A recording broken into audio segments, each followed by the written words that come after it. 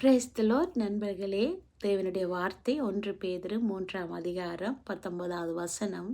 அந்த ஆவியிலே அவர் போய் காவலுள்ள ஆவிகளுக்கு அவர் பிரசங்கித்தார். ஹல்லேலூயா!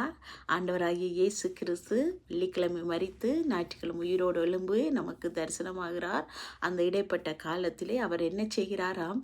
அவர் உயிரோடு எழும்பி அவர் காவலுள்ள, அதாவது நோவா காலத்திலே கைவிடப்பட்டு கீழ்ப்படியாமல் போன அந்த ஆத்துமாக்கள் தேவனுடைய கடைசி நியாயத்தீர்ப்பு நாளுக்காக அவர் நரகத்துக்காக ஒப்புவிக்கப்பட்ட அந்த ஆவிகள், அது அந்த பாதாளத்துல வைக்கப்பட்டிருக்கிற அந்த ஆவிகளுக்கு போய் ஆண்டவர் என்ன செய்கிறார்? நற்செய்தியை அல்ல, ரட்சிப்பின் நற்செய்தி அல்ல, வெற்றியை அவர் பிரசங்கித்தார் என்று நாங்கள் பார்க்கிறோம். ஆமேன், அல்லேலூயா. காரணம், அவன் எப்படியாவது இயேசு கிறிஸ்து இந்த சிலுவையை ஏற்றுக்கொள்ளக்கூடாது, அவர் மரித்து சிலுவையை ஏற்றுக்கொண்டு மரித்து பிதாவின் சித்தத்தை செய்து முடித்தால் தன்னுடைய காரியம் எல்லாம் வீணாய் போயிடுமே என்று அவன் உணர்ந்து அவர் சிலுவையை சுமக்காதபடி அநேக தடைகளை ஆண்டவராய் இயேசு கிறிஸ்து கொண்டு வந்தார். ஆனால் ஆண்டவராய் இயேசு கிறிஸ்து எல்லாவற்றையும் உதறிவிட்டு பிதாவின் சித்தத்தை அவர் செய்து முடித்தார். இந்த உலகத்துக்கு ரட்சிப்பை கொண்டு வந்தார். எல்லாரும் ரட்சிக்கப்படும்படியாய் தேவனிடத்தில் சேரும்படியான பாக்கியத்தை, ஒரு வழியை, ஒரு வாசலை தேவன் அந்த சிலுவை ஊடாக உண்டு பண்ணினார்.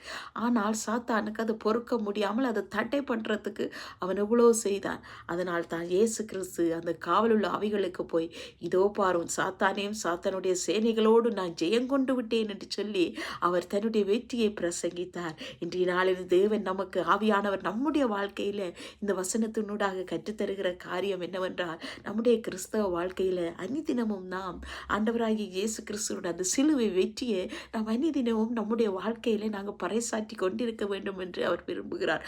அப்படி தேவனுடைய வெற்றியை நாங்கள் பறைசாற்றி கொண்டு இருக்கும் பொழுதுதான் நமக்குள்ளே வருகிற போராட்டங்கள், பிரச்சனைகள், பாடுகள், வேதனைகளை, அந்த சிலுவையை நாம் முன்னுக்கு கொண்டு வரும் பொழுது அந்த பாடுகள், பிரச்சனைகள், போராட்டங்கள் எல்லாம் சுக்குநூறாய் உடைந்து போகக்கூடியதாக இருக்கிறது.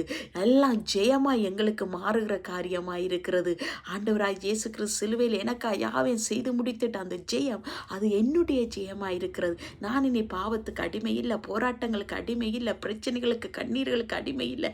நான் விடுதலையாக்கப்பட்டிருக்கிறேன். இந்த பூமியில் மகிழ்ச்சியாக வாழும்படியாய் கர்த்தர் எனக்கு சிலுவையில் யாவையும் செய்திருக்கிறார் என்ற அந்த சந்தோஷத்தை நம்முடைய வாழ்க்கையில் அன்னிதினம் நாம் கொண்டாட வேண்டியவர்களாக இருக்கிறோம். அனிதினமும் அந்த சிலுவை வெற்றியை நம்முடைய வாழ்க்கையிலே மகிழ்ச்சியோடு அதை அனிதினமும் அறிக்கை செய்து நாம் கொண்டாடும் பொழுது நாம் ஜெயமுள்ள ஒரு வாழ்க்கையை வாழ முடியும், சமாதான சந்தோஷமான வாழ்க்கை முடியும். டியர் மை எனக்கு அன்பான தேவ ஜனமே, உங்களையும் கர்த்தர் அப்படியா இந்த நாள் ஆசீர்வதிப்பாராக.